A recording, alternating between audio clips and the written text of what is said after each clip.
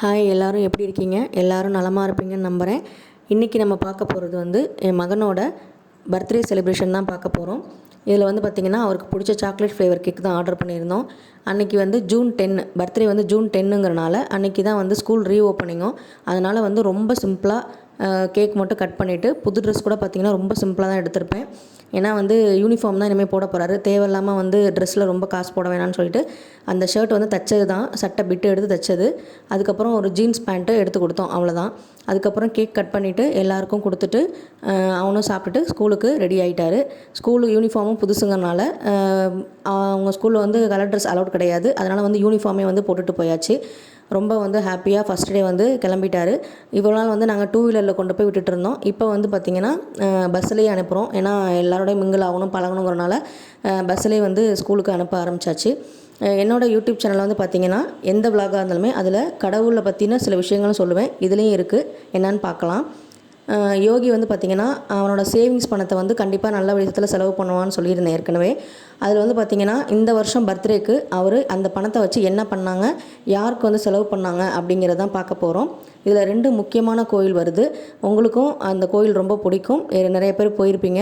உங்களுக்கு அந்த கோயில் பிடிக்கும் அப்படின்னா கமெண்ட்டில் சொல்லுங்கள், லைக் பண்ணுங்கள், ஷேர் பண்ணுங்கள், மறக்காமல் சப்ஸ்கிரைப் பண்ணுங்கள். நீங்கள் அந்த கோயிலுக்கு போயிட்டு என்ன வந்து உங்களுக்கு அந்த பாசிட்டிவ் ஆரா கிடச்சிது அப்படிங்கிறதையும் மறக்காமல் சொல்லுங்கள். கலியுக கடவுளான முருகன் கோயிலுக்கு தான் ஃபஸ்ட்டு போனோம். இந்த கோவில் வந்து குன்றக்குடி முருகன் கோயில். சுவாமிநாதன் அங்கே போய் பார்த்திங்கன்னா படிக்கட்டில் தான் நம்ம ஏறி போகணும். மலை மேலே தான் இருப்பார் முருகன், எப்போவுமே மலையில் தான் இருப்பார்.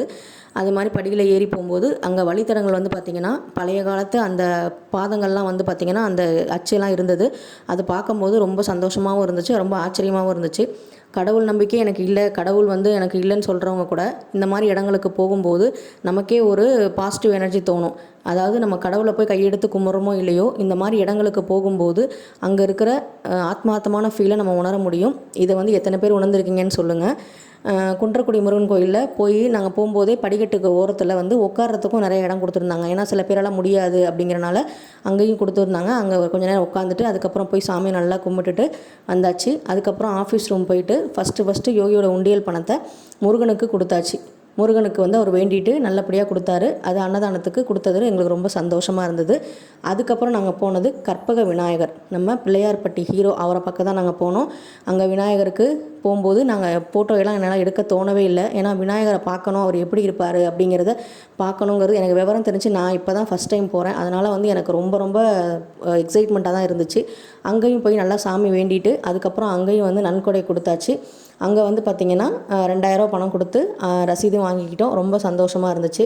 அதுக்கப்புறம் பார்த்திங்கன்னா யோகி வந்து இந்த உண்டியல் பணத்தை இந்த வருஷம் வந்து ஆசிரமத்துக்கு செலவு பண்ணாமல் கோயிலுக்கு தான் வந்து செலவு பண்ணியிருக்காரு. அதையும் உங்களோட ஷேர் பண்ணுறது ரொம்ப சந்தோஷம்.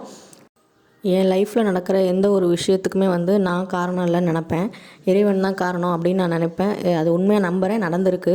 எல்லாத்துக்குமே நீ தான் பொறுப்பு, நீ தான் பார்த்துக்கணும், என்னை அள வச்சாலும் நீ தான் காரணம், என்னை சிரிக்க வச்சாலும் அதுக்கு நீ தான் காரணம், நீ தான் பொறுப்புன்னு சொல்கிற ஆள் நான். சாமிக்கிட்ட வந்து பிஸ்னஸ் மாதிரி நீ எனக்கு இதை செய், அதை செய், நான் உனக்கு இதை செய்கிறேன் அப்படிங்கிற மாதிரி நான் எதுவுமே கேட்டது கிடையாது. நீ எனக்கு செய், நான் உன் பிள்ளை, நீ செய், நான் கஷ்டப்பட்டால் அது உனக்கு தான் கஷ்டம் அப்படிங்கிற மாதிரி சொல்கிற ஆள் நான். அதனால் வந்து பார்த்திங்கன்னா இந்த முறை வந்து யோகியோட உண்டியல் பணம் வந்து இவங்களுக்கு தான் போகணும் அப்படின்ட்டு இருந்திருக்கு.